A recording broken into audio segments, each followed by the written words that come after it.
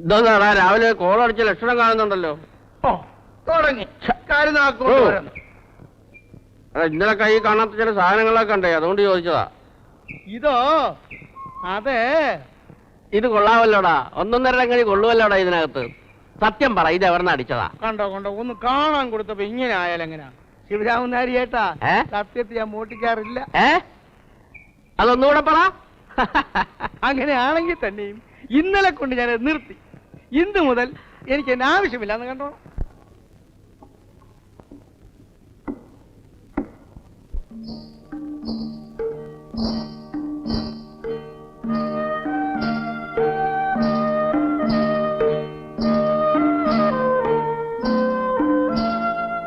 അങ്ങനെ എന്തോ തരുന്നു വെച്ചാ സന്തോഷമായിട്ട് വാങ്ങിച്ചോണം. ഞാൻ പെശകാനൊന്നും പോകുന്നില്ല. എന്നാലും നീ എന്തെങ്കിലും കൂടെ ഒക്കെ ഒന്ന് വാങ്ങിച്ചു താടാ. അങ്ങനെ വല്ലതും ഉള്ളോനല്ലയോ? ദേ ഞാൻ നിനക്ക് വല്ലതൊക്കെ തരാവടാ.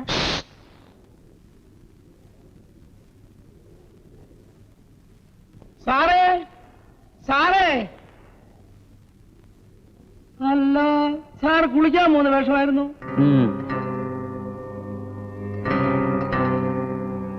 ഇവരേതാ? ഇവരുടെയാണ് ഈ പേര. പുതിയ താമസക്കാരൻ വന്നു എന്നറിഞ്ഞപ്പം ഒന്ന് കണ്ടേച്ച് പോകാന്ന് വെച്ച് വന്നതാ.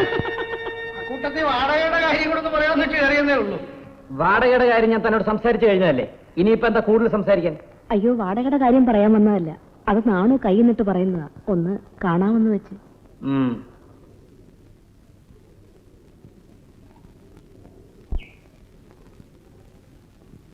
നാണു, എന്തോ? ഈ സ്ത്രീ എന്ത് ചെയ്യുന്നു? അത് പറയാതിരിക്കാനേ ഭേദം. എന്ന് പറഞ്ഞാല് അവരുടെ വീട് കൂലിക്ക് കൊടുത്ത് അങ്ങനെയൊക്കെ ജീവിക്കുന്നു. അവരുടെ ജീവിതം വലിയ കഷ്ടപ്പാടാണ്.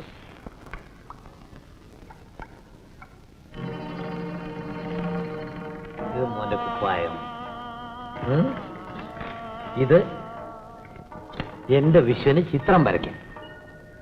ആദ്യം അച്ഛന്റെ നല്ലൊരു ചിത്രം വരയ്ക്കാം. ഇനി മോൻ എന്താണ് വേണ്ടത്?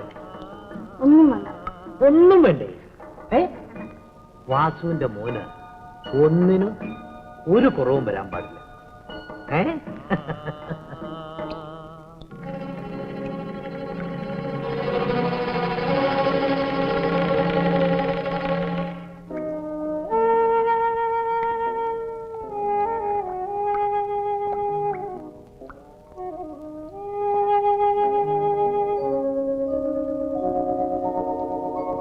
നാണു, നാണു,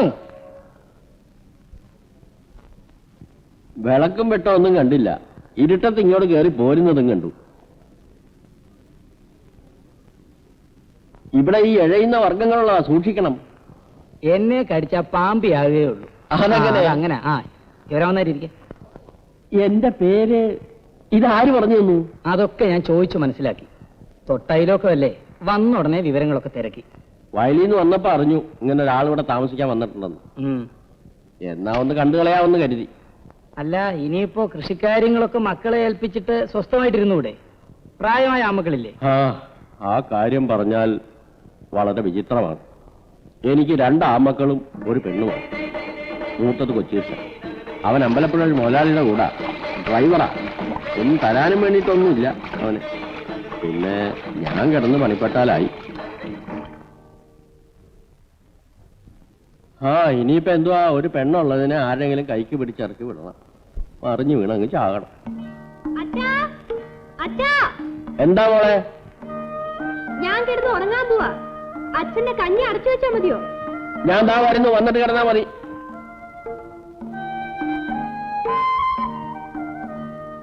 സുശീലയുടെ അമ്മ ഉണ്ട്. പക്ഷെ കഴിഞ്ഞ കുറെ കൊല്ലങ്ങളായി ഞങ്ങൾ ഒരുമിച്ചല്ല താമസം.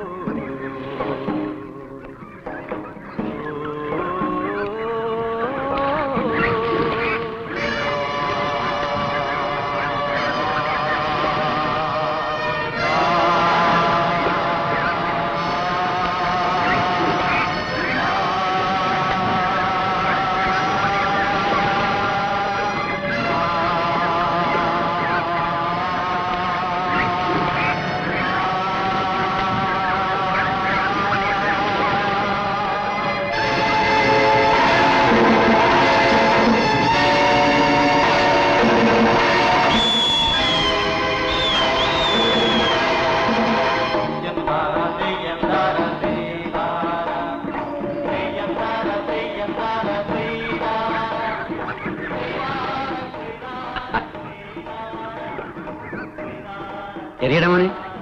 എറിയട്ടെ? എറി നോക്കട്ടെ നിന്നെ ഉന്നം. നീ ആള് മോശമല്ലല്ലോ. അതിന്റെ അച്ഛനുണ്ടോ അവിടെ? ഇല്ല. എവിടെ പോയിരിക്കുക? എനിക്കറിയാൻ വയ്യ, കാലത്തെ ബോട്ടും കൊണ്ട് പോയതാ. വൈകുന്നേരം ഞങ്ങൾ വരുമെന്ന് പറഞ്ഞേക്കണം.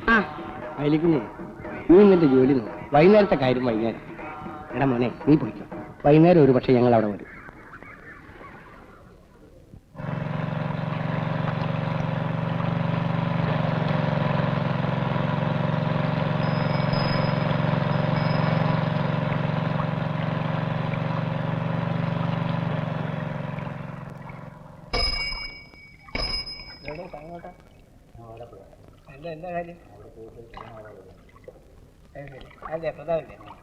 നീ വരുന്നോടാ മോനെ? തിരിച്ചു വരുമ്പോ ഇവിടെ കൊണ്ട് വിടാം. ഇല്ല.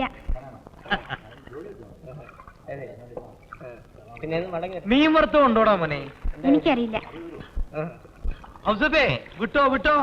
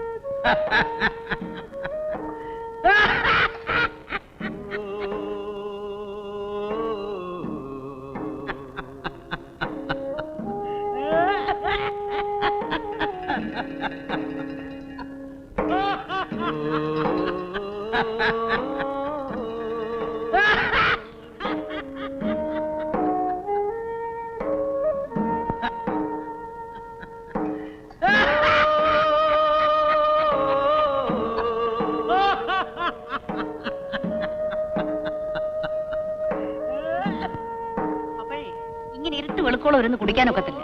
ഒന്ന് എഴുന്നേറ്റ് വന്നേ. ഇനി ഞാൻ സമ്മതിക്കത്തില്ല. അവള് പറയുന്നതിലും ഞങ്ങളെ കാര്യമുണ്ട്. അല്ലടോ അപ്പച്ചൻ മാപ്പിളെ, കാര്യമുണ്ടെന്ന് എപ്പോഴെങ്കിലും തോന്നിയാലോ? മതിയടാ ഞാൻ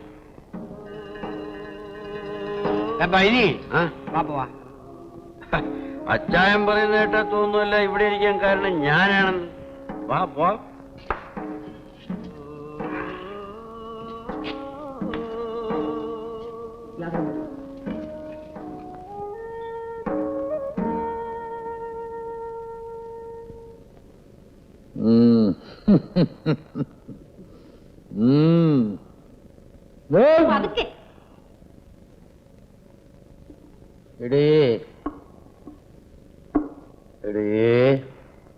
എന്റെ ഭാര്യ എവിടെ? കമലാക്ഷി മര്യാദയ്ക്ക് പോയി കിടന്നുറങ്ങുന്നുണ്ടോ? എന്റെ ഭാര്യ, ഭാര്യ, എന്റെ മോൻ വിശ്വനാഥ, വിശ്വനാഥ. തുടങ്ങി പാതിരാത്രിക്ക് മോനോടൊരു സ്നേഹം. കൊല്ലുഞ്ഞ എന്റെ മോനല്ലാതെ പിന്നെ ഞാൻ ആരും സ്നേഹിക്കാൻ? നീ ആരടി? ഞാൻ ആരുമല്ല. മിണ്ടിപ്പോരുത്, കൊല്ലുഞ്ഞ. നിന്റെ ചേട്ടത്തി ഉണ്ടല്ലേ, ഇതേ അട്ടേപ്പോലെ ഇതേ കിടക്കുന്നത് എന്റെ ഭാര്യ. അവള് വിചാരിച്ചിട്ട് വാജുവിനെ വരട്ടാൻ കഴിഞ്ഞിട്ടില്ല. എന്നിട്ടല്ലേ അവളുടെ അനിയത്തി നീ ഇങ്ങോട്ട് കിടക്കുന്നേ. ചുമ്മാ ഇരിയടി, എന്നെ അങ്ങനെ വരട്ടാകടി. ഞാനൊരു ചാവിട്ട് വെച്ച് തരും.